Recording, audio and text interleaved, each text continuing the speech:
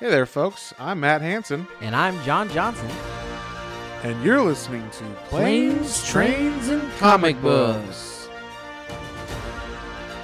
the podcast where we discuss favorites we've reread, both classic and new comics we want to read, and everything else in between.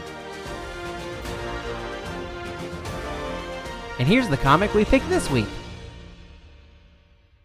Hey there, everybody. Welcome back to another episode of Planes, Trains, and Comic Books. Today, we are continuing our celebration of Pride Month with the gayest book we've ever read. Yeah, this was our Patreon poll winner. Yes, so thank you guys for voting.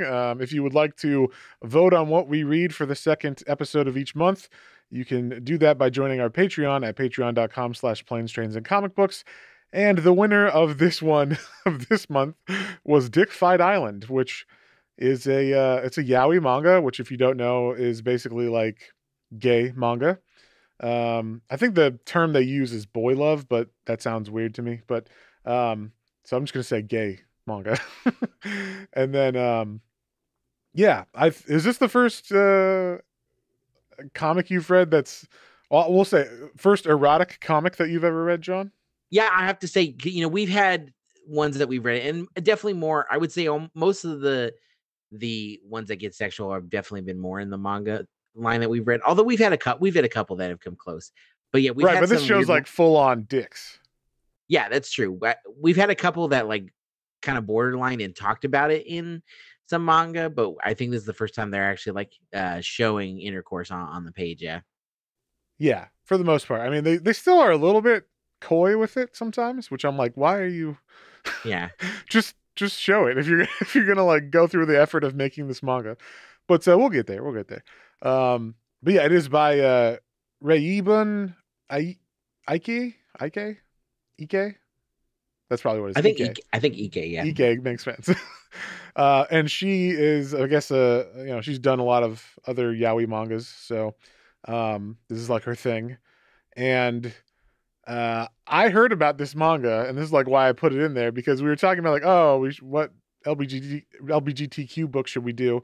And I was like, well, there's one I've heard of that was kind of like a meme in comic book circles when it first came out, and that is Dick Fight Island Volume 1. And I think just the name is like ripe for making memes of, right? Or like, or shocking people, right? Of all the titles that we put on there, it's definitely the one that stood out to. Like there were several I was interested in, including this one, as far as like, just kind of like sticking out there, but like no pun intended. The Dick Fight Island definitely is the one that I think, for obvious reasons, winning now too, was the one that also struck a chord with our patrons. So yes.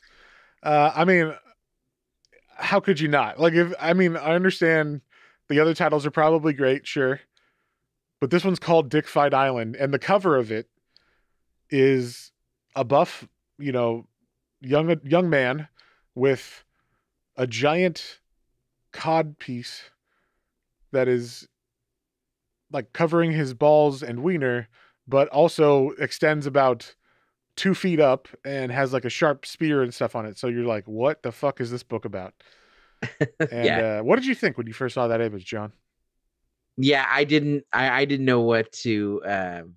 I still, even from that, I was like, I have no idea what to expect from this. Like, is it just going to be like, are they literally just going to like fight like swords kind of things, or is what more entails? That's what it looks like, right? Be? I was actually shocked they didn't do that as much with the amount of weaponry that was tied to their or attached to their members, I sincerely, there were a couple of times where things were used in like interesting and or like ways you would think, but then like for having these very elaborate for most of the participants in this having these very elaborate cod pieces, they didn't quite use them to the extent you would think they would. Yeah, I mean, honestly, with the amount of like blades and stuff some of them had, I was surprised that no one like died on accident as part of like story drama or something, like, oh, we're trying to complete the tournament fight, but then, I slipped or someone fell and I stabbed him on accident or some shit, and but that doesn't happen. And they keep it pretty tame on the violence. In fact, there's pretty much no violence. So other than like like a punch here that like, but it's all used to like it's more like Hapkido or something where it's like we're just trying to take your leverage when you swing at us, and then we'll like force you to the ground and have our way with you. So Great. Now all I can think of is Steven Seagal entering this contest I next. hope so. I wish okay, that's the other thing about this comic that I was like, I wish there was more of what I want, which is okay, so this is all like pretty young boys or young men that are like in this tournament. And pretty much everybody you see are just, perfect bodied young men of the same build and type. I kind of wish there was more variation. And to see a Steven Seagal, like rough and tumble, chosen, warrior would have been fantastic, I think. I agree. I think if they, so we'll get into it a bit. So there are 8 clans on this group of islands, and each clan has like a different,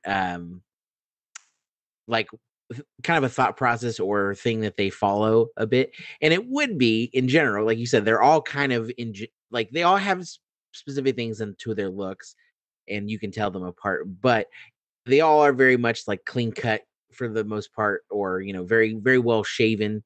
Man, those Goatees or beards and beards. mustaches look so fucking fake on them. Because they But look yeah, so out of place on these like fresh-faced young boys or whatever, or young men.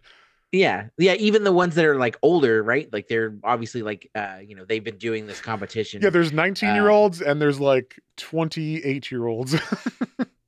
That's Yeah. the Oh, old well, guy. how? Oh, the old guy was only. I didn't catch his I don't know. age. They don't say what their ages are, but like that's what it seems like, right? Like Oh, he doesn't me. seem that much older. I assumed he was in his like late 30s, early 40s at least. Not from the non-wrinkles on his face. I guess so. Well, either way, I'm. Well, my main point is like with all 8 of these tribes and all 8 of these different like things that they bring into their from their cultures to this competition. I do wish that we had seen like someone like maybe like that one of the ones that was more like monkish was like have an old fat guy and be their chosen one, and then like that would be interesting to have like different a little more variation in the not just the cod pieces but the actual people. Yeah, the male body types. Yeah. Yeah. Now, the name of this like group of islands is called Pulau Yang Unda. Okay, and it's basically this tournament is basically like it's battle royale meets Hunger Games, except instead of killing each other, the point of the game is to see who or is to get the opponent to come first. So it's a pretty classic setup, I think, for either um a like I mean a gay manga works, right? Or like some sort of porn scenario. Like I could see some kind of 300 type of porn being made with this same, scenario. And the winner of the tournament is the last man to come is No, I think the the last man to not come. not come. I'm sorry. Yeah. Yes, technically, yes. Not the last man not to not come is the new king of the islands. Yes, because I don't know why, but I guess that means that you are fit to be king. Because you cannot be swayed by simple urges, apparently. So that's what I think. So we start off with our main character Hart, who is part of the Jewel clan. His island has a bunch of jewels on it, I guess, and he's coming home because he's been in America for the last 4 years, studying abroad, learning new techniques and whatnot, and yeah. So this tournament happens every 4 years, and I guess he was chosen. Now, it is like a lottery, I guess, right? So they don't really explain it too much. Like they kind of make it seem like it is a lottery, but they don't explicitly say that. So I'm just kind of assuming that. But we get introduced to all 8 of the champions and chosen people, or chosen guys from all the different clans. I'm not going to say all their names, but basically, they're all pretty youngish men who have extremely dangerous looking cod pieces, and that's about it. They all have fairly muscular, slim bodies, and yeah. So we start off with Hart. who, like I said, is with the Jewel Clan. He comes back to the island just in time for the tournament, and everybody's like, "Oh my gosh, I can't believe you're back. We didn't think you'd make it." And we get like one of my favorite ongoing jokes, I guess, or not jokes, but ongoing lore, I guess, of this comic. I thought it was a joke the way that they say it, but um, when Hart comes back, all the men who are going to compete against him are looking at his clothes and they're like, "What is that outfit? You look like you're wearing women's clothes. Why aren't you showing your ass like a true warrior?" And because on this island, the mark of true masculinity is to wear assless chaps and show off your rear end because that's what a masculine man does. Thoughts, John? Yeah, I mean, it was kind of it was also weird. Like he goes to the island. There's like a helicopter that's taking him back, and then he's just like, "All right, see ya, thanks for coming." And he just jumps out into like the water and like swims up the shore to the the island. So he's very much like ready to get back to it. It was an interesting introduction. But yeah, like going and showing everyone on the island, yeah, like all the main competitors, yeah, it's like, hey, what are you wearing? Yeah. You wearing pants and we can't see your ass. What does that mean? Yeah, what is this bullshit? That's what true men show their asses. So, um, I mean, they are wearing thongs though, so they're still covering up a little bit. But so we get a little bit of a story between all the different people who are competing. I mean, it's just very generic, basically just introducing each one of their clans, and like each one of them, of course, is beautiful. It got kind of tropey where it's like, this man is beautiful. And this man has a hurt eye, so he is not beautiful. Or like he has a scar over his face. And it's just like, okay, like, but everything else about him is purely amazingly beautiful. So, um, yeah, we get to know all of the contestants. And then the horn is blown, and they're like, everybody dress for battle. So then all of the men undress and put on their armor? Question mark? Yeah, they kind of body armor. Like some of them just look like kind of leathery, Yeah, like a cat like suit or something. yeah, and then some of them actually look like they have armor. Like the one of the main guys who pops up a lot is he's the chief of the Earth Clan, Lolo, and he's the one I was talking about earlier. That kind of looks the oldest because he's got like really long hair, like probably down to his butt almost, and then like he's got the like kind of full face beard goatee thing going on, and Yeah. he has stuff that definitely looks like witchblade armor. So what I would describe that as, except on Yes. instead of his hand being the witchblade, it's His dick is. His like the witchblade went around his penis instead of his wrist. Yes. Or hand or whatever. I'm going by I think the show had her wearing like a bracelet that's the witchblade, so that's why I was thinking that. But anyway, so yeah, they all get armored up. Everybody's kind of like, I guess Lolo, the older guy, he lost the previous time, so like he's got something to prove, where all the other young guys are it's their first time fighting. And then we meet like the kings of this island who won last time. And I don't know why there's two kings. Did they say why there's two?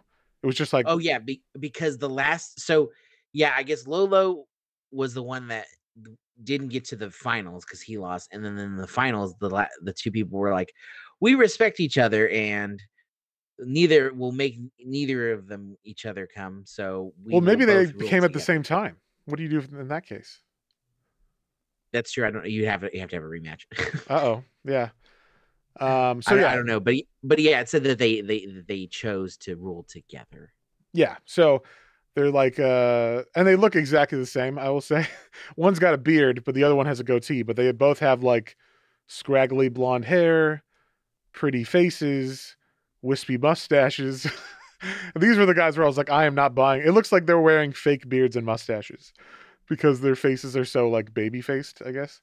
Um, but yeah, so then the kings are like, may it commence. And then they were like, wait a second, there's two people who we're gonna like disqualify immediately because they one of them is like the youngest person that was nominated or chosen, and his name is Taling, and he is of the Fang clan.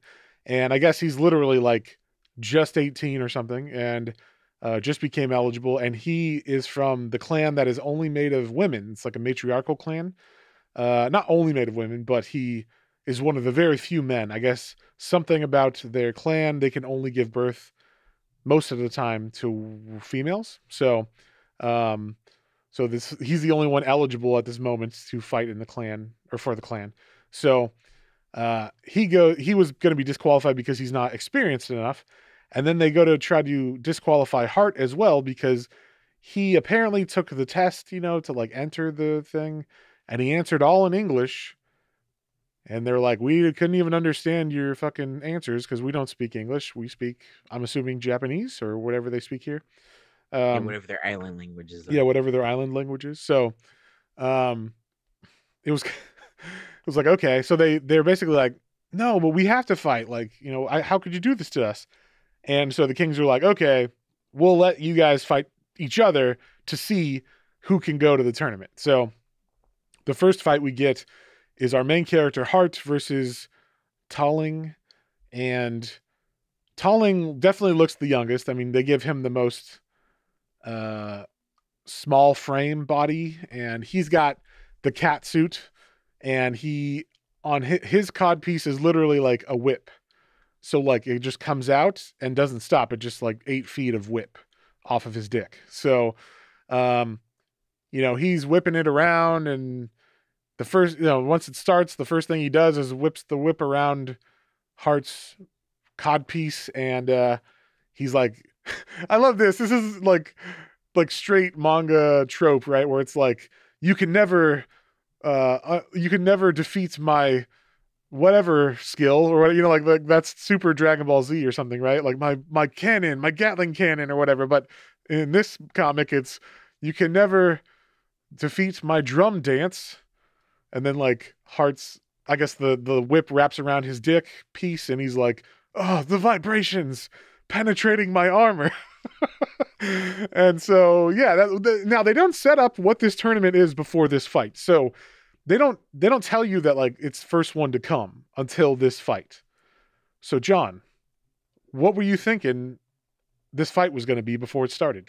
Yeah, I didn't. Again, I thought maybe that they were like it started out kind of what I figured. Like, okay, they have these big cod pieces, and then I guess they're gonna like whack them together until until someone's breaks or something like that. I didn't even. I wasn't even sure it was gonna go further than that. And then yeah, like this guy's got like a whip one, so I was like, okay, yeah. So they all do different things, and like it made me think of some of those fighting games like Soul Calibur or I wish Soul Calibur was like this.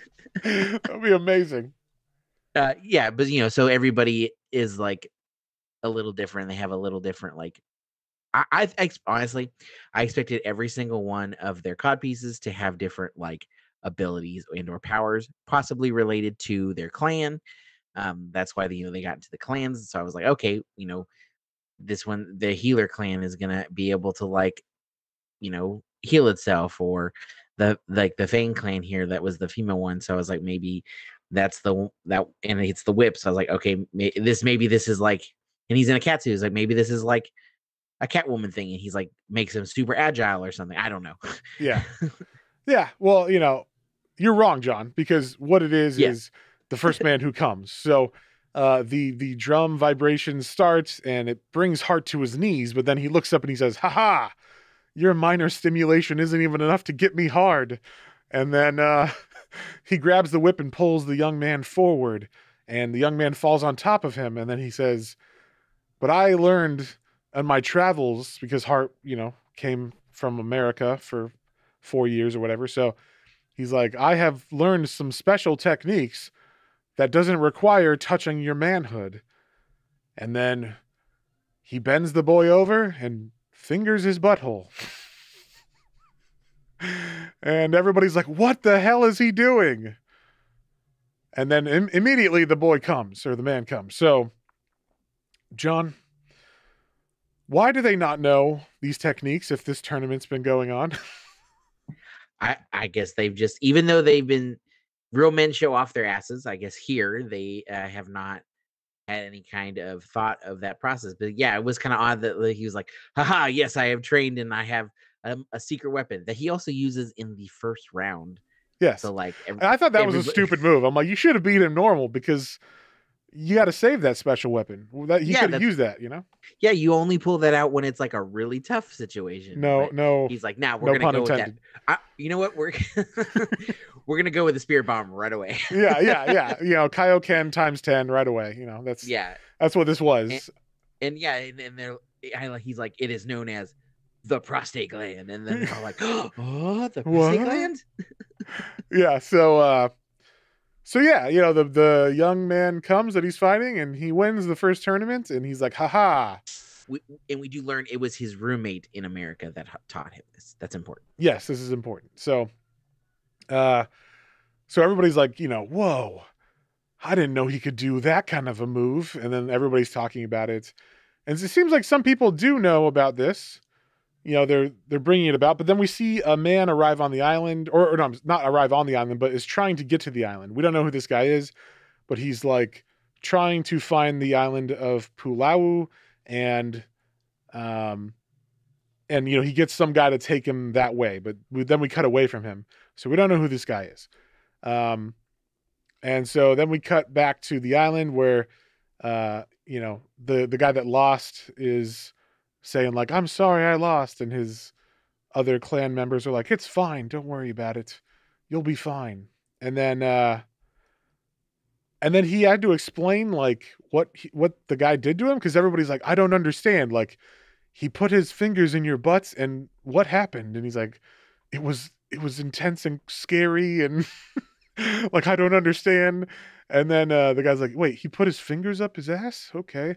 And then we cut to another guy who's named Judah, who is like friends with Hart, and he's like, "You have to show me how to do this technique."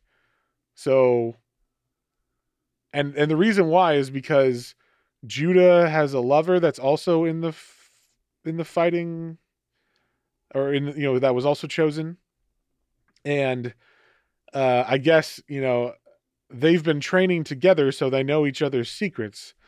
So he's like, "You have to teach me this new secret so that I can defeat him," or whatever. And I guess he like made a bet that like if he won, they could move in together, and if he lost, they wouldn't move in together. There's something like that's going on. I'm not sure why it matters, but it does apparently. Um, and then also, hey, answer me this, John. So Hart's got you know, his codpiece has two tubes on the side of it, and a couple times in this manga, he like pops the tube off, and like liquid comes out of it. And the first time he does it is in this part where he's like, "Oh, let me show you this special technique, Judah." And then he like pops off the tube and pours it in his fingers, like, and he's like, "Oh, it's like lube, basically." And then later on, he does the same thing, but I don't know what he does with it. I don't understand what is in there. So, it's a weird part of his cod piece. I'm not quite sure I understand. Do you get it more than I do? No, I honestly, I just assumed it was like, yeah, like that, like lube or something. Um, and yeah, it's just, and it's weird because it's again, it looks like very ornamental, and they almost look like kind of like bone or something. Right, until he pops it off, and then I'm like, "Oh, it's Yeah, a tube of some kind." so I don't know. It's yeah, I my thought was the same as yours. So Yeah. Okay.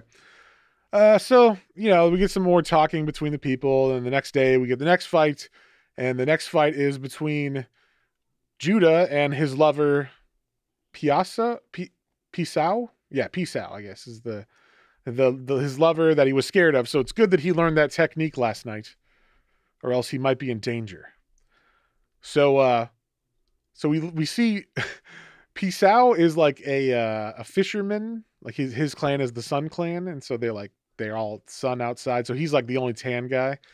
And his, I think he's got the most dangerous looking cod piece. What do you think? yes, no. Then I thought this is the one, like you said, like if there was going to be an accident or something, I too thought this one would, even with knowing the tournament now is about who's gonna come first. I thought like, oh, maybe this is to like break a cod piece or protection or something, and like if you accidentally slip up, you might accidentally kill somebody. Because this double bladed weapon at the end of his codpiece is gigantic Yeah. and ridiculous. I mean, he Yeah. could cut himself on it. It looks like too. Yeah, I think, he does at least once in this. There's only like two parts where someone cuts themselves, and one is later. So I think this is the other one. But yeah, so like immediately they start fighting, and luckily the blades are not killing his lover or anything. So, but they're going hard at each other, and we get like this finishing move that, like at first it seems like Judah is gonna win because he gets a hold of his lover, and he's like, haha, like your armor is way too dangerous, and he's like holding him from behind, and his codpiece is under uh Pisau's codpiece, and it looks like, oh no, what's gonna happen? But then Pisau does a trick move, and he kisses Judah on the lips, which stuns him and makes him like lose concentration. And then this is where I thought for sure something bad's going to happen, because uh, Pisau does this finishing move where he brings down his bladed codpiece on top of the codpiece of Judah, cutting it straight down the middle. And I was like, whoa, whoa, whoa, whoa, whoa! Don't cut his dick in half or whatever.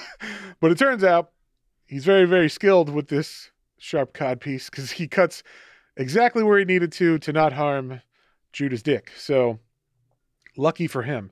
But the whole point of these cod pieces is, I guess, because in previous years' tournaments, you had to get a hold of the man's member, the other guy's member, so that you could jerk him off or whatever and make him come. So like these cod pieces are supposed to protect against that. But, once again, now we know there's other ways to stimulate you to coming or whatever. So, and now we know Judah knows that. So, but unfortunately now Judah has his dick out. He's no protection at all. And, Pisau's, grabs it immediately and starts fondling him or whatever. And then, Judah just like grabs down and grabs underneath the blades and pulls Pisau's codpiece off, and it rips off, revealing his dick. So now their dicks out, and they wrestle each other to the ground, and they're both super hard, and then they're kissing each other on the mouth, and their dicks are rubbing together. And everybody's watching this with bated breath in the audience. I thought this was funny, where it's just like, it's literally like what the UFC, what people say, like before it got like, I don't know if you ever saw the videos of the UFC, of congressmen or senators talking about why it should be banned. But there's one guy, I think from New York, who was like, it's gay porn without the ending. No, I have not. I had not seen that. Because Like, they're wow. like writhing. This was in like 2018 or something that this guy said. And I think the guy is gay. Like the senator is gay who said it. So it's a very weird argument for him to say. But his argument was, it's like gay porn without the good ending, I guess, is what he meant. But yeah, this is that, except with the good ending. So I mean, they're on top of each other, rubbing around or whatever, working for the mount or whatever you would say in UFC terms, and then Judah's like, I can see his butt, I'm gonna go for his butt, and he tries to do it, but then he can't do it with his finger. He's embarrassed or something. I'm not exactly sure why. But then he's like, oh, I want to just like fuck him in the ass. So he does that. And then he's like, oh no, I've made a mistake, because now I'm going to come, because this feels too good. So then that's what happens. He loses because he came in his lover's butt, and his lover did not come yet. So it was too much for him to handle. Thoughts, John? Yes, his thinking did not work out, and he was like, "Oh, crap, that worked against me." Yeah, he did not think about what would happen if his wiener was in his lover, So I did like the afterwards, like the shame that they were brought there. Like, why did you go after his ass of all spots? What a hilarious way to lose, you dummy! Yeah, I didn't understand. Like, okay, so part of this comic is like, how ridiculous is it that you're going for someone's ass? And then the other half of this comic is like, we're super gay and we know about this stuff. So like, I was very confused on like why do they not know about this? Are they all just like bisexual then? Like, are they young men who are training for this tournament and get turned on, so they're bisexual, and then, but they have sex with women in their clans, obviously. So I guess they're bi. I don't know. Like it was like they didn't explain everything of this, but I guess you're just supposed to assume. That's true. Well, I think the only reason like because I thought that was funny, and I think it's just from like the maybe the point of like, well, yeah, like if we're doing that for pleasure, then yeah. So what a what a stupid thing for you to do while you're trying to not be the first person to come. Oh, So I get that. Yes, yes, that makes sense from that point of view. But I thought they were saying what a weird thing to do, just like they were very confused about like the prostate stimulation with the fingers the first time. They made it seem like this is such an odd thing to do. yeah, I guess I could see from that point too. Yeah, because Yeah. again, they make it known that this competition has been going on for years and years, and this happens every 4 years. But like, we just don't know the extent of like, What gay sex I, is? yeah, either what the sexual part of nature of it is, or well, I mean, I guess it's all sexual in nature because you're trying to make them come, but like what like how tame maybe it was before, or like how they keep being like like, oh, I can't believe you did that, or like, oh, or like not knowing about the prostate. It was like it's very weird, like if this has been going on for so long that those things have not been discovered. Yeah. Yeah, I was a little confused. And what I thought was maybe it's like a hotness thing, like for the readers. Like, is it hotter if this is like an unknown thing that's like taboo, even though this is like a gay thing that we do every 4 years? Is it like you're turning someone, or you know what I mean? Like it's a new just undiscovered thing. Is that what it is, you think? I guess it's possible, and maybe we are too cis straight gender to get Speak for that yourself, John. This as comic was hot. no, and again, I'm not saying that. Yeah, it was not like very eventful. There wasn't a lot to it, but yeah, like I don't know, maybe there's just part of it that I don't know. Yeah, I don't know. I was just trying to like think as a reader of this, like what is the audience? Like why would that be important, as a story point? Um, cuz I could think like, there are definitely comics where it's considered hot and like I guess straight erotic comics where it's like oh, the unfamiliarity or the like first timeness of something is the hot part of it, or that's what they're trying to go for. So like maybe that's what that is here, I guess. But it doesn't quite make sense with the overarching storyline of we do this every 4 years and we like jerk each other off or whatever. So, but anyway, so we get the next tournament or the next tournament fights the next day, and this one is between Lolo, who's that older gentleman who's probably like 24 or 28 or something like that, and then the most beautiful man in this, I guess they're saying. His name, what's his name? I don't remember what his name is. He's of the Moon Clan. I know that. Oh yeah, this is Blanc. Blanc, that's what it is. Yeah. So immediately, like they start, and like Blanc is super fast, and Lolo is not prepared, and he like Blanc goes straight for Lolo's nipples, which is like I guess his specialty or something maybe. And yeah, so uh they're doing their whole thing, they're wrestling. We do cut away from that because I guess they're just assuming you know what's going to happen, or we can get what's going to happen in that for a while. So they cut away to Judah and Piso or Pisau. I'm sorry, yeah, Pisau. Peace out, yeah. And he and we get like a little bit more of their relationship where they actually like like Judah's like I can't believe I lost because now we can't live together. And then Pisau's like, why wouldn't we be able to live together? And he's like, because I lost. He's like, well, who gives a shit about that? Like, we can do whatever we want. And he's like, oh, you're right. Good point. And then they like make out and then like do other stuff. I guess they cut away from it like right when they're about to have sex to Lolo and Blanc, and it looks like Blanc is about to get penetrated himself, but then he gets flipped over, and then they grab each other's cod pieces and remove them, and then Lolo is looking like he's gonna win because he's stimulating with his hands, uh, and then Blanc pulls out his super move, which is he gives him a blowjob. He gets the upper hand and he starts sucking him off, and then I thought this was funny, and this was also like very Dragon Ball. The name of this tournament is the Great Worm Tournament, and this is why, because you have two great dicks. Like they have, I think they have the biggest dicks or something they were saying, right? And so they're Yeah, like, this is why it's called the Great Worm Tournament, because you have two wieners fighting. And I thought that was funny because in Dragon Ball they're always like some special name for a tournament or whatever and whatnot. So yeah, exactly. And I did, there's one thing in this that kept coming up when it gets to really intense parts like this, like, oh, he pulled out the special move, yeah, he sucks him off. Is that there's there'll be one panel or like a kind of a splash in of two great like serpents fighting. yes, that's why I was like, wow, they're taking this really serious for what it is.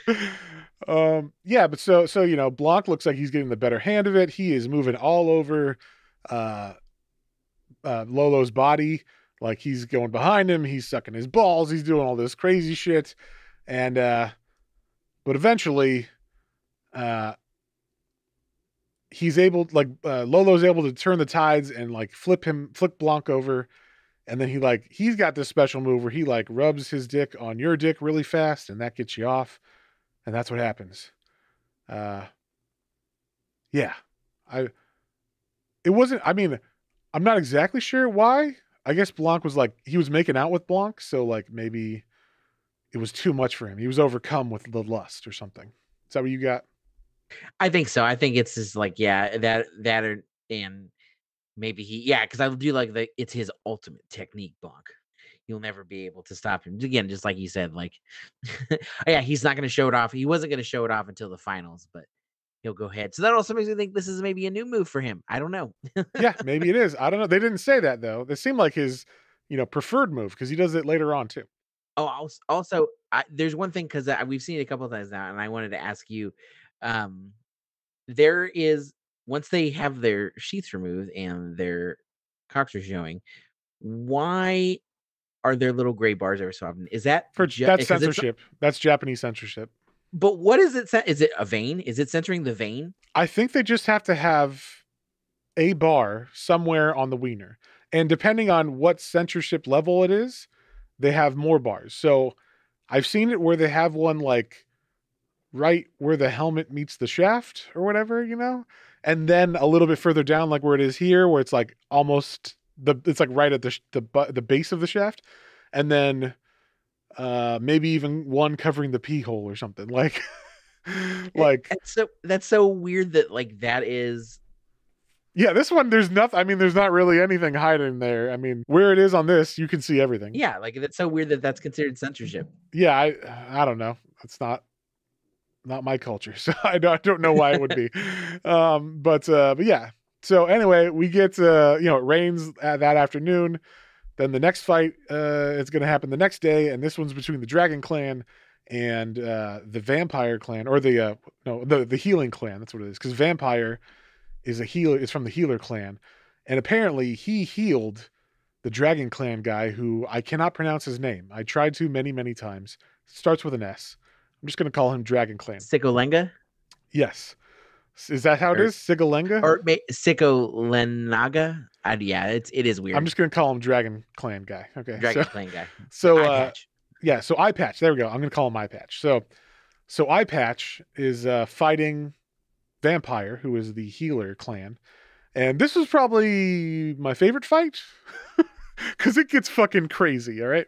So, Dragon Clan, it seems like he's got the upper hand. He immediately bends Vampire over and begins what looks like he's eating his ass, but I think he's just licking it, like above it, not actually like in the hole or anything. He's like licking the crack, and this is making vampire squirm, right? And then vampire's like, how dare you? I have my own tricks.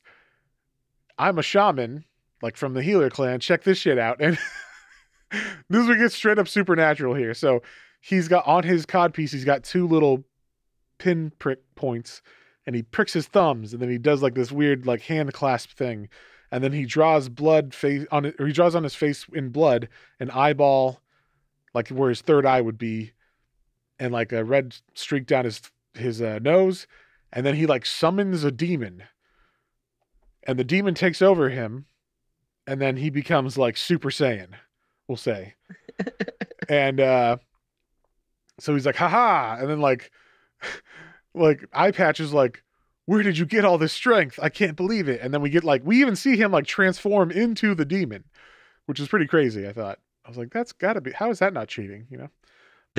The only rules are don't come first. Yes, exactly. So then I thought this part was a little silly, to be fair, because they talk about how like dragons are actually just like dinosaurs that the dragon clans used to ride. And then it turned out that dinosaurs are really hard to maintain and they eat a lot of food. And so basically it drove the island to starvation because they had too many dinosaurs. So the dinosaurs went away, but then we see a little winged dinosaur looking dragon thing appear on Eye Patch's shoulder, and he's like, eh? And then like Eye Patch is like, cutie or coyote, what are you doing here? And it turns out it's like his pet or something. So then he's like distracted by it, and he has to like throw it to his uncle in the audience, and then but it's too late. Eye Patch was distracted, and now Vampire turns the tables, and he goes to town on him, and of course makes him come like immediately. So Dragon, but this one he does by stepping on him. Yeah, does he step on it or does he just rub it with his foot? Maybe I think it looks like he does a stomp and then rub from the onomatopoeia. Well, see, it says STMP, so I was like, is that a stomp or is this just stomp, like some kind of, I don't know. I guess probably it's stomp. I guess maybe, I don't know. Also, is he wearing heels? Because his heel would be going somewhere else. Potentially. No, I think they're just they're little flats. Okay. Hard to tell, but they're definitely not shown, so it's hard to tell. Anyway, he loses, or Eye Patch loses. He's like, oh my gosh, I can't believe I lost. But we do find out that like a little bit later on that like, oh, they have feelings for each other, because previously Vampire had healed Eye Patch, and that's how he got the Eye Patch. He was apparently like very, very hurt. He lost his eye, but he didn't lose anything else and didn't die because Vampire healed him. So I guess that started some kind of relationship building between them. Then we cut to the beach, and we see the man who was trying to get to the island has achieved getting to the island. And we see his name is Matthew Manami. And turns out he was the professor that our main character, Hart, was staying with in America. And they ended up, falling in love and stuff and having a relationship. But the funny thing was, I love this. So, like we said, the guys on the island wear assless chaps. And they don't realize that is weird in America. So Hart, when he comes to America, just wears assless chaps everywhere. And of course, Matthew was like, oh my gosh, why are you wearing assless chaps everywhere? Your ass is showing and I'm being turned on and it's amazing and can I touch it? And he gets really into his ass, so it was nice. It's a good thing that Hart moved in with a gay guy, because he gets to see his ass all the time. But Hart specifically says, I can't be your lover.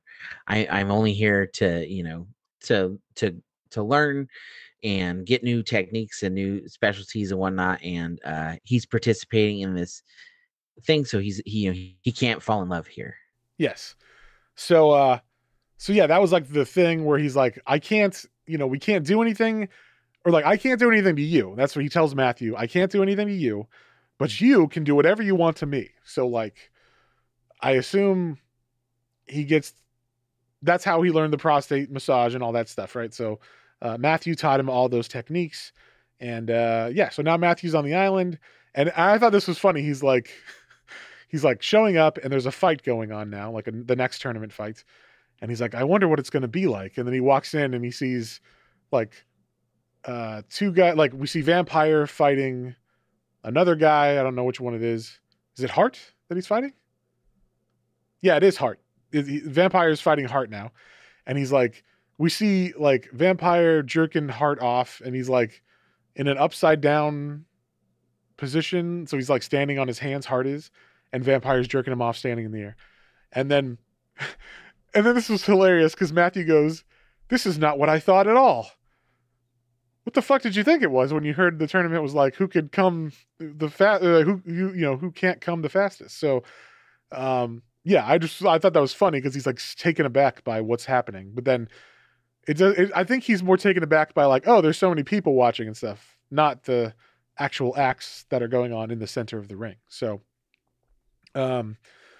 basically, you know, Matthew goes to take a seat and watches, and then we see Hart sees him in the stands, and it kind of distracts him, but eventually he is able to use his special technique. And this is where we see him use like Vampire does this thing where he has some kind of like sex fog that like he like blows out from his cod piece because he's still like possessed by the demon.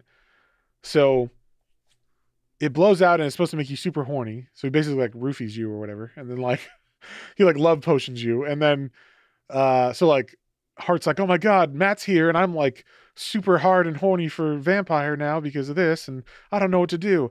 And then this is where the second time he pulls out, like he breaks off the little hose that has whatever in it. And he like sprays it in Vampire's face. And I'm not exactly sure what it's supposed to do. What do you think that did? That's true. Yeah, I forgot about this. So yeah, the first time he takes out it, we assume it's like a lube or something because he put it on his hand. But then yeah, this one he like forces into the mouth and face of Vampire, and it's like, oh, maybe he's cleaning off his hand. Maybe it's like a water or something, just like a splash Maybe, of. but then it like unpossesses him. Vampire just becomes unpossessed by it. Oh, maybe it washes the blood off. Maybe that's what it is. Yeah, because in the next panel, the blood is off of his face. So that must have been it, I guess. Yeah, they don't say specifically, but that the water I guess makes more sense there too. Yeah, seeing that it goes on his face, and then you see his face doesn't have the mark. So yeah, And then he's able now that Vampire's not possessed to go straight for the dreaded prostate gland move, and he makes him come almost immediately from that. And then Hart sees Matt afterwards. He's like, "Oh my God, I can't believe it's you." And Hart's like, "Oh, I'm sorry you had to like see me fuck another guy." And like, yeah, it seemed like there's a little bit of tension, but it doesn't seem like Matthew cares that much. I think Hart's just more worried about how Matthew's going to feel. So finally, we have the last two contestants. It's Hart versus Lolo. And they're like, okay, Hart, like your battle's starting soon. Like you should take off your cod piece because Lolo lost his in the last fight, so it wouldn't be fair. So Hart, being a gentleman and like, a fair fighter, he takes off his cod piece and reveals, because he was talking to Matthew, he reveals that he has a boner. So it's kind of embarrassing for him, even though I'm sure it's not the first time Matthew's seen his boner. But there's some weird like coy like relationship stuff in this, and I'm like, we're past this, aren't we? You're literally fingering guys on an island in like a tournament, so why are we being shy about shit? But yeah, I thought that was kind of funny. What do you think about all that? oh yeah. I mean, at this point, it's like that. I thought that was kind of silly, and I did like some of the onomatopoeia actiony things were also meant for like kind of really simple and silly things like one for Matthew for blushing, and then my favorite were to each other for like the last part of the tournament, and they have like the standoff, like Yeah. it's like with the good, bad, and the ugly, and then the one of the onomatopoeias is dangle for his big his big piece. Dangle, and then His when he big starts running, it's like waggle, waggle, waggle, because his dick's flopping around. piece.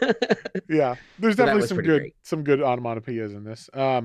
So immediately, Lolo dashes for Hart, and they start their fight, and this is where we see. I mean, Lolo's obvious finishing move is the like dick rubbing dick, dick on top of dick rubbing hard. So he does that, and basically, like it seems like Hart's able to resist, but he looks up and he sees Matthew, and he's like, I can't do this. Like I can't come from another man anymore. Like I'm too in love with Matthew. So he basically forfeits. And then or like he says like no, and he like kind of shirks like he's scared or something. And then Lolo's like, What is this?" And then the king stopped the fight, and then Lolo's like, "I don't want to fight him anymore. He's a pussy. I want to fight you, king, that I lost to last year." And so or not last tournament. And so the king accepts, and then they go at it. And then Lolo loses because it turns out the king is fully aware of the prostate massage skill, and he makes Lolo come very quickly, and he wins. So Lolo loses, and Lolo thought he was going to be the king and all that stuff. But it turns out that him and this king guy actually like kind of have a thing. Like the king and the other king, the two kings, they're lovers, and Lolo was kind of jealous of them.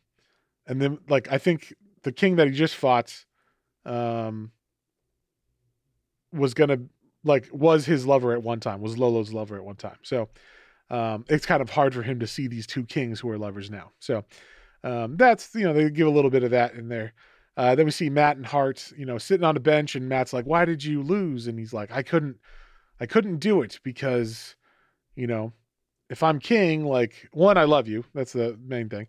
And two, um, if I'm king or whatever, I'd have to stay here and we couldn't be together and all this stuff. So he's like, I get to spend 4 more years in America training, in quotation marks, with you. And so that's what happens. This is a happy ending. He gets to like love Matthew, and they get to go back to America. And then we see like all the other couples that have come from this. We see no pun intended. We see we see uh, Pisau and the other Judah. They're together, like they're able to be together now. And then we see the two kings. They're together. Then we see Blanc approach Lolo and be like, "Hey, why don't we get together?" And then they have a thing. So yeah, and then like there's a little comic of Lolo and Blanc and everybody and them getting together, and a little bit of talk between the king and Lolo about why he's not with him anymore. So yeah, that's pretty much it. This is also this little scene at the end, this little mini comic at the end between Blanc and Lolo is also the most like graphically drawn. I was surprised because the rest of the comic, they never really just like show butthole or anything.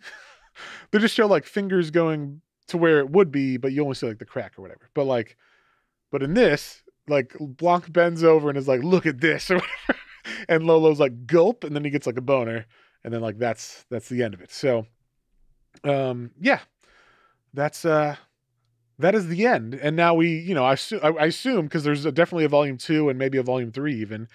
We catch back up with them in 4 years. So, John, what did you think, and what would you give it? Yeah. I can only assume since it is continuing that it's maybe 4 years down the road, or maybe we get some of their training. He has to learn different other techniques Other now because techniques. they all know of the prostate gland now. I have to say the two things in this at the end when it shows all the couples that kind of like paired off as far as either we're in love or found love. It shows the was it tailing the one from the matriarchy one. Uh huh. He's just sitting there surrounded by his mom and like his clan. They're all just like, it's okay. They're just like pampering him still. Yeah, you'll be fine. Yeah, I thought that was kind of funny. But yeah, I mean overall, the art, besides being again the most sexual comic we've probably read, it it's still really good art, and it definitely still like did a really good job of like making sure you tell everybody apart, and not just their cod pieces, like the people in general, even though they're all similar build, like That's they still true. had. They did a good job of that because like you could have got in kind of Claymore territory where a lot of the girls are. There's little differences, but sometimes I get confused about who's doing what on the page. This I knew who was doing what on every page. Yeah, I mean the story never took, like it knows what it is, and it's not taking itself too seriously. This is a novel for uh yeah, what is was it the Yaoi. how do you say it again? Yaoi. Yaoi. Yeah, yeah. It's a shoujo yaoi. So it's it has a specific specific demographic it's going for, and from my understanding, this is a very popular comic. I'm gonna say I think we should vote on this or change the vote to like what you thought like good wise. If you think it was good, to how hot was it, Yeah, John? If you were gay, how hot would this be? if I was gay, well, then it would definitely be up there. Um, Would it? Okay. and no, I don't know. Well, I don't know. I can't rate it on something like that. I guess honestly, but I can say that it was entertaining, and I definitely like even getting more graphic than I anticipated. The other thing I was gonna say is they finally did the one thing towards the end with Vampire when he like it was with the demon, but he like released something from his cod piece. I was like, that's what I expected the whole time. I thought their cod pieces were gonna have like special abilities. Yes, I said that. Yeah, no, you did, and that's what I'm saying. I was happy to see it, but I'm sad it only happened like once, technically, really. Oh, okay. So that's all. I was hoping that there would be more involved because they had such elaborate cod pieces. But anyway, but yeah, I mean, overall, I was involved, engaged the whole time, and yeah, it didn't take itself too seriously. I don't think it explained some things quite well, and maybe it doesn't have to because again, that's not like I am not the demographic for this, and I'm not like that's not kind of the point of the story. You don't need necessarily all that extra backstory. Hey, I want it, John. All right, if I'm going to read this, I want to know all the backstory. But anyway, long story short, it still was and I don't want to throw it under the bus just because it's not again I'm not the demographic and it's not like something I would go out of my way to read.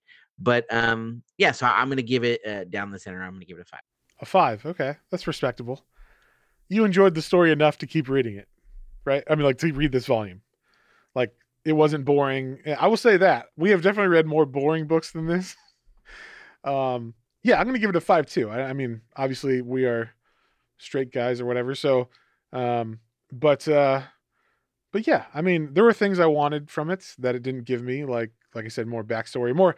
I would say like more a cohesive um, world building of like what is this tournament and why and that kind of stuff. But as we know, that's not the point of this book. This book is supposed to, you know, get people who are into it off. So, um, and there's enough story, I think, and it separates it that it would do both. It would be like, oh, it's entertaining enough to read, and it's not just smut, like straight smut, and then it has the smutty parts for when you want that. So I think it does its job, and it does a good job at it. And I think that's why people were actually the only people I know that were talking about it were like people who were like, "Oh my god, what the hell is this thing?" Because it's called Dick Fight Island. So, but I'm sure. I mean, it's got volumes 2 and I think 3 or 3 is coming out soon. So obviously it's selling. So you got that going for it. So Yeah, and it was I looked it up. It was like one of the top Amazon bestsellers for romance manga, and then for the yaoi LGBTQ manga. So, well, there you go. like, it definitely for the demographic it was written for. It definitely seems like it was popular enough. So that's good. Yeah. So with that being said, we will be continuing our journey into the LGBTQ books for Pride Month with our exclusive episode, which will be coming out next week, and that is going to be the '90s comic Strangers in Paradise. One of my favorite comics of all time. I love Terry Moore, who is the author and artist in it, and um, we've read a couple of his books. We read Motor Girl and what was the other one? Rachel Rising. We read those two. So I know you're a fan of what you've read so far, so I hope you like this as much. But we're gonna read basically what like there's new versions that came out that are like giant kind of bigger books that collect a lot of volumes in one. So I think it's gonna be like the first 3 volumes of the traditional trade paperbacks or the new volume 1 that's like, a big chunk in one book. So we'll see you guys with that one next week. And then in July, we're doing our normal Shark Week coverage. And we're starting that with a little I don't know if it's French or just European or whatever, but it's a European comic for sure. It's called Carthago. I think we're going to read the first 2 volumes because I think the first one is not very. I mean, it talks about sharks, but I don't think it gets to the good stuff until volume 2. So I think we're going to read the first 2 volumes of that, and then we'll have other stuff for you later on to vote on if you want to be a Patreon member. And if you would like to get the Patreon exclusive episode for next week, Strangers in Paradise, you can join our Patreon at patreon.com/planes, trains, and comic books. And with that being said, I think we'll see you guys on the next one. On the next one. Bye.